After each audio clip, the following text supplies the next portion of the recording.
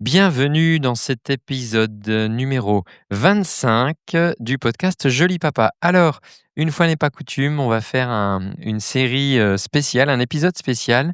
J'ai cette fois-ci pour cet épisode emprunté les mots de Jim Rohn pour m'adresser à toi, à vous, les beaux papas, les jolis papas. Et donc voilà, on va partager ça ensemble. Un discours, motivationnel, inspirationnel, parce que je crois que beaucoup d'hommes, de beaux-pères en ont besoin. La fête des pères qui a eu lieu, il y a quelques jours est toujours un peu l'occasion d'incongruité. C'est-à-dire que, bah, on a toujours, des maîtresses, des personnes qui valident le fait que, bah, il y a qu'un seul papa, donc il peut y avoir qu'une seule fête des pères. Et puis, cette, ce joli mot que j'ai reçu, de mon petit qui dit, «Tu sais, t'es pas un papa de cœur, t'es un papa tout court». Et s'est planté devant moi comme ça pour me dire ça, et j'ai trouvé ça magnifique. Hem, où il exprimait en fait ce qu'il cherchait à exprimer. On venait de jouer, on venait de partager vraiment un moment de complicité, et quelque part j'ai senti que c'était important pour lui de dire que, de me dire que j'étais pas un papa de cœur ou un beau papa ou tout un papa avec adjectif, et que j'étais un papa tout court et qu'on pouvait avoir 2 papas. Et bah, voilà, ça a été, ça a été, l'un de mes cadeaux pour la fête des pères. Et donc voilà, il y a parfois besoin de cette motivation, de cette inspiration. Donc on va emprunter les mots de Jim Rohn aujourd'hui, pour cela. Et je te rappelle dans l'actualité, donc le magazine Men's Work, premier magazine pour hommes dans lequel il y a pas de grosses cylindrées et de filles en maillot de bain. Donc un magazine pour les hommes conscients, les hommes qui cherchent à à réfléchir autrement en dehors des codes, sociétaux. Hem, donc il y a un article, j'ai écrit un article dans ce magazine, mais il y a plein d'autres articles, il y a plus de 80 pages, donc je t'invite à aller regarder ça. Et puis le, samedi 6 juillet, je serai au Pod BXL chez Michel Godard, pour le festival de podcast, aux côtés, d'autres podcasteuses et podcasteurs, talentueux, avec de très beaux sujets. Donc n'hésite pas, si tu es dans le coin, à venir. L'entrée est payante, mais elle est remboursée si tu viens, donc c'est quand même magnifique. On va donc, je vais donc te partager ce discours de l'art d'être un beau-père remarquable.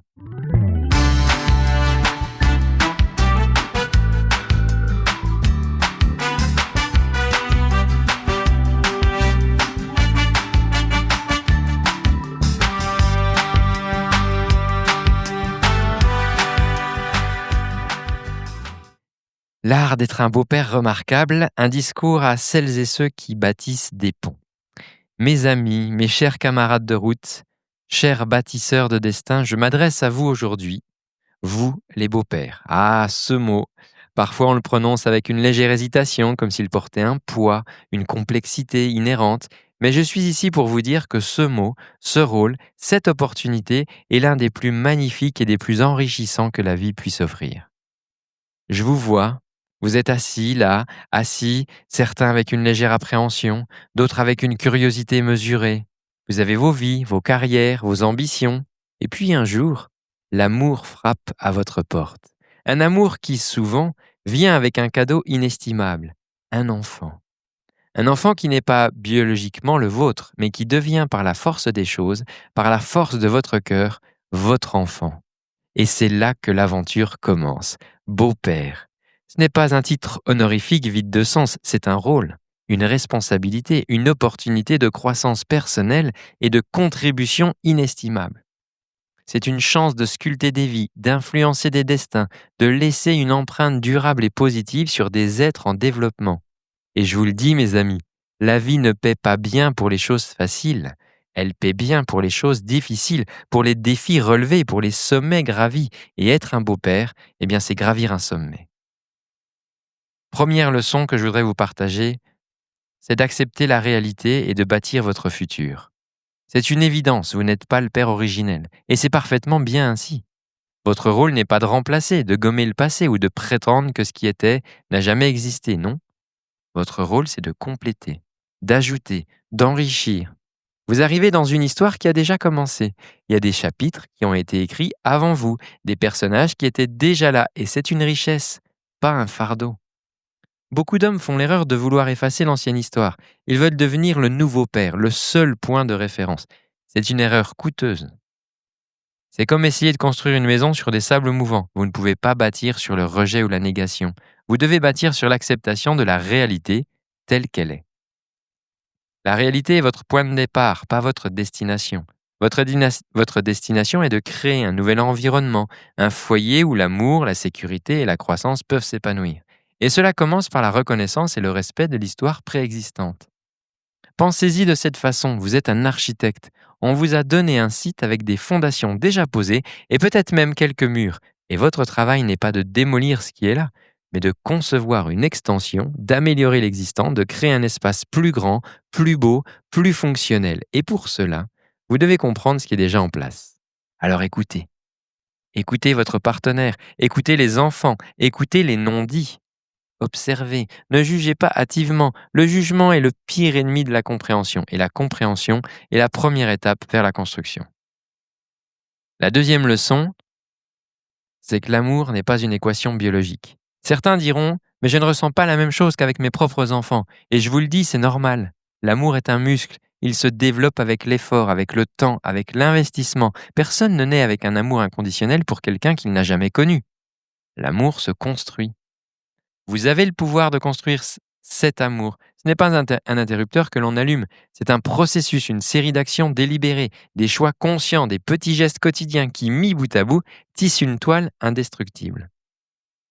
La relation que vous construisez avec ces enfants n'est pas définie par le sang, mais par le temps, par l'intention, par l'attention.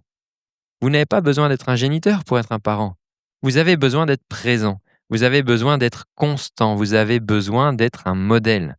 Et posez-vous cette question. Quelle est votre intention? Est-ce d'être juste un occupant de la maison? Ou est-ce d'être une force positive, un pilier, un mentor, un ami, un confident? L'intention est la graine, et la qualité de votre récolte dépendra de la qualité de la graine que vous plantez. Et ne vous attendez pas à un amour réciproque immédiat et inconditionnel. L'amour, surtout celui des enfants qui ont déjà traversé des changements, est souvent une plante fragile, qui a besoin de beaucoup de soins. Il peut y avoir de la résistance, de la méfiance, des tests. C'est normal. C'est le signe qu'ils apprennent à vous connaître, à vous faire confiance. La confiance est la monnaie de l'amour. Et la confiance se gagne, elle ne se décrète pas. Troisième leçon, la discipline est l'amour en action. Ah, la discipline. Alors le mot, il fait parfois grincer des dents. Mais la discipline n'est pas une punition. La discipline est la structure qui permet à la liberté de s'épanouir. Sans discipline, c'est le chaos. Et le chaos, c'est l'ennemi de la croissance, de la sécurité, de la paix. En tant que beau-père, vous avez un rôle crucial dans l'établissement des limites et des règles. Mais attention, ce n'est pas votre rôle de venir en shérif, d'imposer votre loi du jour au lendemain. Cela doit être une co-construction avec votre partenaire. Parlez-en. Définissez ensemble les règles, les attentes, les conséquences. La cohérence est la clé. Si un jour vous autorisez quelque chose et le lendemain non, vous créez de la confusion. Et la confusion engendre l'insécurité. Soyez clair, soyez juste, soyez constant. Et surtout, soyez explicatif. Les enfants ne sont pas des robots, ils ont besoin de comprendre le pourquoi derrière les règles. Pourquoi dois-je ranger ma chambre? Pourquoi ne puis-je pas regarder la télévision tard? Expliquez les raisons, les bénéfices. Faites-en une conversation, pas un sermon. Et rappelez-vous ceci, la discipline sans relation est de la domination. Vous ne pouvez pas vous attendre à ce qu'un enfant respecte vos règles s'il ne vous respecte pas en tant que personne. Et le respect se gagne par l'intégrité, la justesse et la bienveillance. Soyez une force tranquille, un roc sur lequel ils peuvent s'appuyer. Ne soyez pas celui qui cède à la moindre pression, mais ne soyez pas non plus celui qui écrase tout sur son passage. Trouvez l'équilibre, cet art subtil entre la fermeté et la flexibilité. Quatrième leçon, le modèle est plus puissant que le sermon. Vous pouvez leur dire 1000 fois de ranger leur chambre, de lire leurs livres, d'être respectueux, mais si vous ne le faites pas vous-même, vos mots n'auront aucun poids. Votre vie est votre message. Votre comportement est votre leçon la plus puissante. Vous voulez qu'ils soient travailleurs? Travaillez dur. Vous voulez qu'ils soient respectueux? Respectez-les. Vous voulez qu'ils soient curieux? Soyez curieux vous-même. Vous voulez qu'ils aient de bonnes habitudes? Montrez-leur ce que sont de bonnes habitudes. En tant que beau-père, vous avez une opportunité unique d'être un modèle positif dans leur vie. Peut-être que le modèle paternel qu'ils ont eu avant vous n'était pas idéal. Peut-être qu'il y a eu des lacunes. Vous pouvez combler ces lacunes par votre exemple.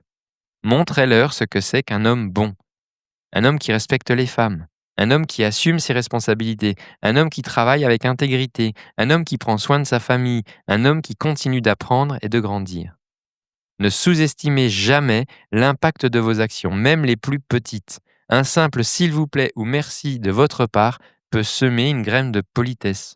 Votre patience face à une frustration peut leur apprendre la résilience.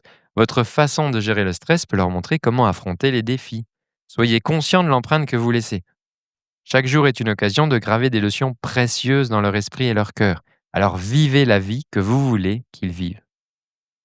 Cinquième leçon, l'importance cruciale de votre partenaire. Vous n'êtes pas seul dans cette aventure. Votre partenaire est votre allié, votre coéquipière, la personne avec qui vous partagez cette responsabilité magnifique. Votre relation avec votre partenaire est le socle sur lequel repose toute la famille. Si cette relation est solide, respectueuse, pleine d'amour, les enfants le ressentiront. Ils se sentiront en sécurité. Ils apprendront ce qu'est une relation saine. Si en revanche votre relation est tendue, conflictuelle, pleine de non-dits, cela créera une atmosphère d'insécurité et d'anxiété. Communiquer, communiquer, communiquer, c'est la clé de toute relation réussie. Parlez de vos attentes, de vos préoccupations, de vos joies, de vos peines. Abordez les défis liés à la parentalité ensemble. Présentez un front uni aux enfants. Il est vital que les enfants ne perçoivent pas de fissures entre vous et votre partenaire. Si vous vous contredisez devant eux, si vous vous disputez constamment, ils apprendront à manipuler la situation à leur avantage. Ou pire, ils se sentiront tiraillés et insécures. Votre partenaire a une histoire avec ses enfants. Respectez cette histoire. Écoutez ses conseils, ses perspectives. Elle connaît ses enfants mieux que quiconque. Vous êtes une équipe. Et dans une équipe, on se soutient, on se fait confiance et on avance ensemble. N'oubliez jamais de nourrir cette relation de couple. Prenez du temps l'un pour l'autre, sortez, parlez, riez. Votre relation est la source de votre force et en la cultivant, vous cultivez le bien-être de toute la famille. Un couple solide est un phare dans la tempête.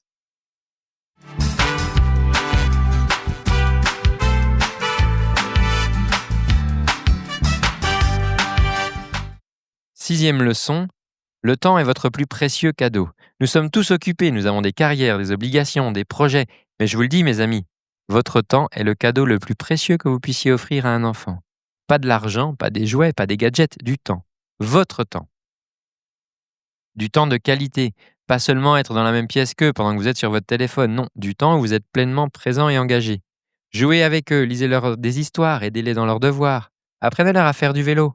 Emmenez-les pêcher, discutez de leur journée, écoutez leurs histoires, même si elles vous semblent insignifiantes.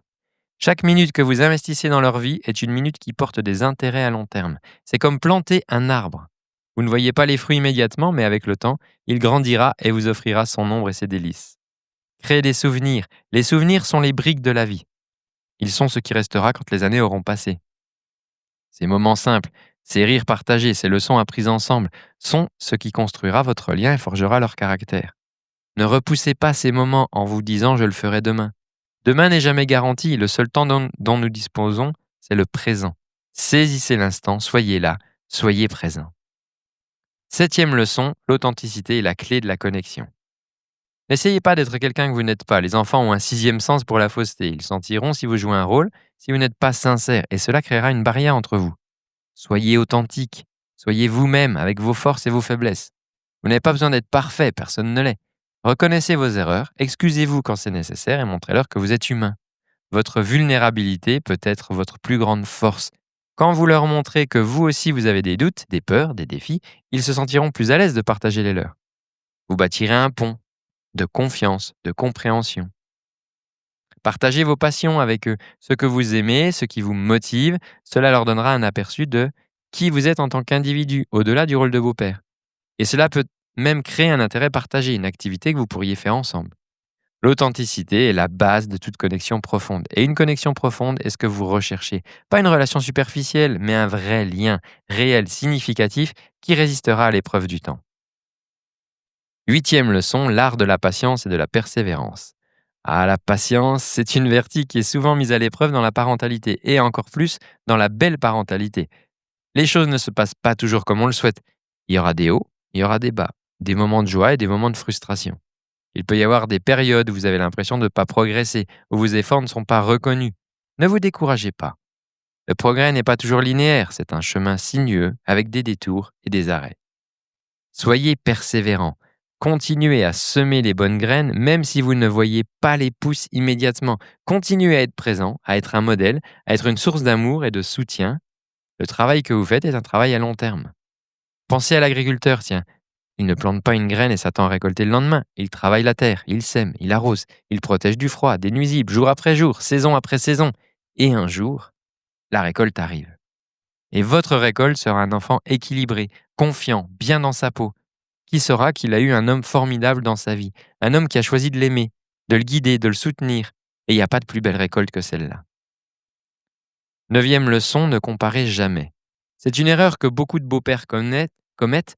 Ils se comparent aux pères biologiques, où ils comparent les enfants entre eux, où ils comparent leur famille recomposée à une famille traditionnelle. La comparaison est un voleur de joie. Votre situation est unique, votre famille est unique, vos enfants sont uniques, votre chemin est unique. Il n'y a pas de manuel universel, pas de modèle unique à suivre. Alors concentrez-vous sur votre propre voyage, votre propre construction. Ne vous laissez pas emporter par l'idée que les choses devraient être d'une certaine façon. Les choses sont comme elles sont, et votre pouvoir réside dans la façon dont vous réagissez à ce qui est. Embrassez la singularité de votre situation, célébrez les petites victoires, apprenez de chaque défi. Et rappelez-vous que chaque famille, qu'elle soit traditionnelle ou recomposée, a ses propres défis et ses propres beautés. Votre valeur en tant que beau-père ne se mesure pas par rapport à un autre homme, mais par l'impact positif que vous avez sur les vies qui vous ont été confiées. 10e leçon, la gratitude et l'appréciation. Mes amis, dans ce voyage, n'oubliez pas d'exprimer votre gratitude. Soyez reconnaissants pour l'opportunité. L'opportunité d'aimer, d'apprendre, de grandir, l'opportunité de faire une différence. Soyez reconnaissant pour votre partenaire. Elle a fait le choix de vous inclure dans sa vie et de celle de ses enfants. Soutenez-la, appréciez-la et montrez-lui votre amour chaque jour. Soyez reconnaissant pour les enfants. Ils vous enseigneront plus de leçons que n'importe quel livre ou gourou. Ils vous montreront le monde sous un angle nouveau. Ils vous pousseront à devenir une meilleure version de vous-même. L'appréciation est une force puissante. Quand vous appréciez ce que vous avez, vous attirez plus de ce que vous appréciez. La gratitude est une attitude qui transforme l'ordinaire en extraordinaire. 11e leçon, investissez en vous-même. Je vous l'ai dit, la vie ne paye pas bien que pour les choses difficiles. Elle ne paye bien, que pour les choses difficiles. Et être un beau-père, c'est un travail qui demande beaucoup de vous. Pour donner le meilleur de vous-même, vous devez être au meilleur de votre forme. Investissez en vous-même, cela signifie prendre soin de sa santé, physique, mentale, bien manger, faites de l'exercice, dormez. Un corps sain est un esprit sain.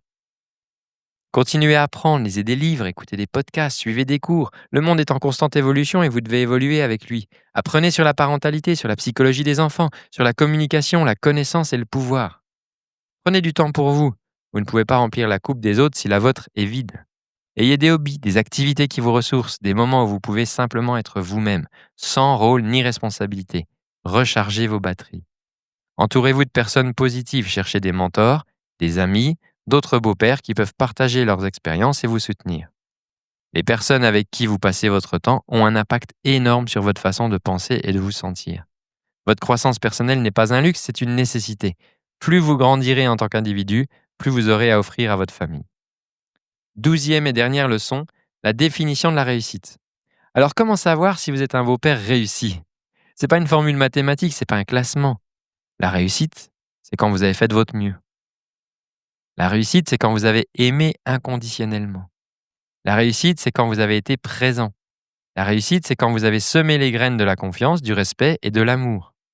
La réussite, c'est quand vous avez aidé ces enfants à devenir des adultes responsables, heureux et épanouis. Vous ne recevrez peut-être pas toujours de merci ou de reconnaissance immédiate, mais le fruit de votre travail se verra dans la façon dont ces enfants grandiront, dans la façon dont ils navigueront dans le monde, dans les choix qu'ils feront. Et un jour, mes amis, vous regarderez en arrière et vous réaliserez que vous n'avez pas seulement construit une famille, vous avez construit un héritage d'amour, de résilience et de contribution. Alors mes chers beaux-pères, vous êtes à un carrefour de votre vie, vous avez l'énergie, l'expérience, la capacité de faire une différence monumentale. Et c'est pas une tâche facile. Ce n'est pas un chemin sans embûches. Mais je vous le dis, le voyage en vaut la peine. Chaque défi surmonté, chaque sourire partagé, chaque lien tissé est une récompense en soi. Ne sous-estimez jamais votre impact. Ne sous-estimez jamais la puissance de votre présence, de votre amour, de votre engagement. Vous êtes des bâtisseurs de ponts, vous êtes des guides, vous êtes des piliers. Vous êtes des hommes qui ont choisi d'étendre leur cœur et leur foyer pour inclure des vies qui n'étaient pas à l'origine les leurs. Et cela, mes amis, est une marque de grandeur. Alors levez-vous chaque matin avec cette intention de faire de votre mieux. Semez les bonnes graines, cultivez la terre avec diligence et rappelez-vous que les plus belles récoltes viennent à ceux qui travaillent avec amour, avec patience et avec persévérance. Si votre vie est votre chef-d'œuvre, alors être un beau-père est l'un des coups de pinceau les plus importants et les plus significatifs que vous puissiez y apporter.